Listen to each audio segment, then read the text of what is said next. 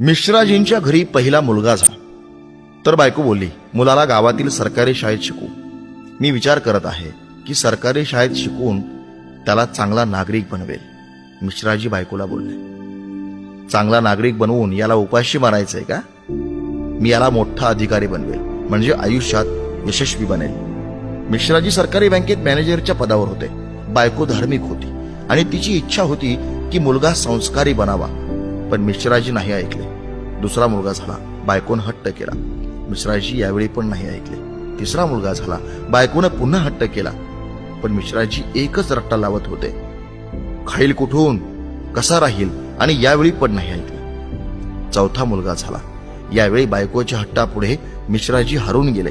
शेवटी त्यांनी त्याला सरकारी शाळेत शिकवायला पाठवून दिलं. आता हळूहळू वेळ बदलून गेली.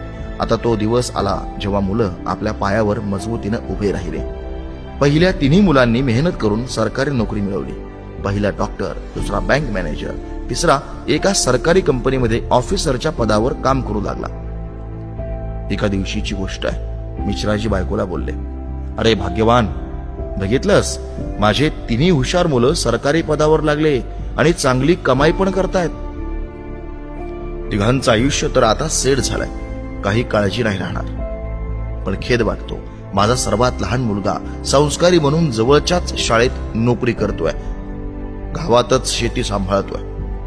जेवढं तो 6 महिन्यात कमवेल तेवढा माझा एक ऑफिसर मुलगा 1 महिन्यात कमवतो. अरे भाग्यवान, तू तुझा हट्ट पूर्ण करून खूप मोठी चूक केलीस. मला माहिती आहे तुला पण आज यावर पश्चाताप होत असेल, पण तू बोलत नाहीस. बायको बोलली, आपल्या दोघांपैकी कोणीतरी एक चुकीचं आहे आणि या गोष्टीचं दुधाचं दूध आणि पाण्याचं पाणी व्हायलाच पाहिजे. चला आता आपण परीक्षा घेऊया चौघांची. कोण बरोबर आहे आणि कोण चुकीचं आहे समजून जाईल. दुसऱ्या दिवशी सायंकाळच्या वेळी बायको केस विस्कटून, आपल्या साडीचा पदर फाडून आणि चेहऱ्यावर 1-2 नखांचे निशाण मारून अंगणात बसली आणि नवऱ्याला आत खोलीत लपवून ठेवलं. मोठा मुलगा आला. त्यानं विचारलं, आई काय झालं? आईने उत्तर दिलं, तुझ्या बाबांनी मारलंय. पहिला मुलगा बोलला, म्हातारा सटकलंय का? कुठे? आई बोलली, ते घरी नाहीयेत, बाहेर गेले आहे. पहिला मुलगा बोलला, आले तर मला बोलव, मी खोलीत आहे, माझं जेवण दे, मला भूक लागली आहे. असं बोलून तो खोलीत निघून गेला. दुसरा मुलगा आला. त्यानं विचारलं तर आईनं तेच उत्तर दिलं. दुसरा मुलगा बोलला, पागल झाले आहेत का या म्हातारपणात? त्यांना बोल, चुपचाप आपलं राहिलेलं बाकी आयुष्य जगा, आणि मी जेवण करून आलोय, झोपायचंय मला. जर आले तर मला आता उठवू नकोस, सकाळी बघतो त्यांच्याकडे. असं बोलून तो देखील त्यांच्या खोलीत निघून गेला. तिसरा मुलगा आला. कारण समजताच तो तर अत्यंत क्रोधित झाला.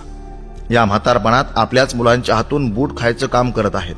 या मुलानं तर मर्यादांची सगळी हद्दच पार केली. असं बोलून तोही त्याच्या खोलीत निघून गेला. मिश्राजी आत बसल्या बसल्या सगळ्या गोष्टी ऐकत होते. असं वाटत होतं जसं त्यांच्या पायाखालून जमीन सरकलीये आणि त्यांचे अश्रू थांबत नव्हते. कशा प्रकारे या मुलांसाठी दिवस रात्र मेहनत करून त्यांचा सांभाळ केला. मोठा माणूस त्यांना बनवलं. ज्यांच्या अफाट चुकांना मी नजरअंदाज करून त्यांना पुढे ढकललं, आणि हे असं वर्तन आता तर सहनच होत नाहीये. एवढ्यातच चौथा मुलगा घरात ओम ओम हरि ओम असं करत आला.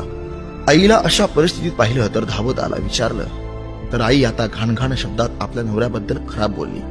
तर चौथ्या मुलानं आईचा हात पकडून समजावलं की आई, तू बाबांची अर्धांगिणी आहेस, ते तुझ्याशिवाय अपूर्ण आहेत. जर बाबा तुला काही बोलले असतील तर काय झालं? मी बाबांना आजपर्यंत तुझ्यासोबत उद्धटपणे बोलताना नाही पाहिलं. ते तुझ्याशी नेहमी प्रेमानं बोलतात. ज्यांनी एवढं सारं सुख दिलंय आज असंतोषपणे वागले तर काय झालं? असंही असू शकतं की आज त्यांना कोणत्या तरी गोष्टीची चिंता आहे. असो अथवा नसो आई, तुझ्याकडून नक्कीच कुठेतरी चुकलं असेल. बाबा तुझी किती काळजी घेतात, आठवतं ना तुला? 6 वर्षांआधी जेव्हा तुझी तब्येत ठीक नव्हती तेव्हा बाबांनी किती दिवस तुझी सेवा केली होती. तेच जेवण बनवत होते, घरातील सर्व कामं तेच करत होते, कपडे धुत होते. तेव्हा तू फोन करून मला माहिती दिली होतीस की जगातील सर्वात भाग्यशाली महिला आहे. तुझे बाबा माझी खूप काळजी घेतात. एवढं ऐकताच आई मुलाला मिठी मारून रडू लागली. मिश्राजी डोळ्यात पाणी घेऊन समोर उभी होते. आता सांगा, काय बोलणार तुम्ही माझ्या निर्णयावर? बायकोनं मिश्राजींना विचारलं. मिश्राजीने तातडीनं आपल्या मुलाला मिठी मारली. मिश्राजींची धर्मपत्नी बोलली, हे शिक्षण इंग्रजी माध्यमाच्या शाळेत नाही दिलं जात, हे शिक्षण तर परिवाराचे व्यवहार आणि संस्कारातून मिळतं. आता मिश्राजींना जाणीव झाली, ज्या मुलावर लाखो रुपये खर्च करून डिग्र्या मिळवून दिल्या ते सर्व तर बनावट निघाले. आयुष्याचा शेवटचा काळ कसा जाईल याचा निर्णय तुमची संपत्ती नाही, तर उलट तुमच्याद्वारे केले गेलेले व्यवहार आणि दिलेले संस्कार ठरवतात. मित्रांनो, हा व्हिडिओ तुम्हाला कसा वाटला कमेंट करून नक्की सांगा. आणि हो, लाईक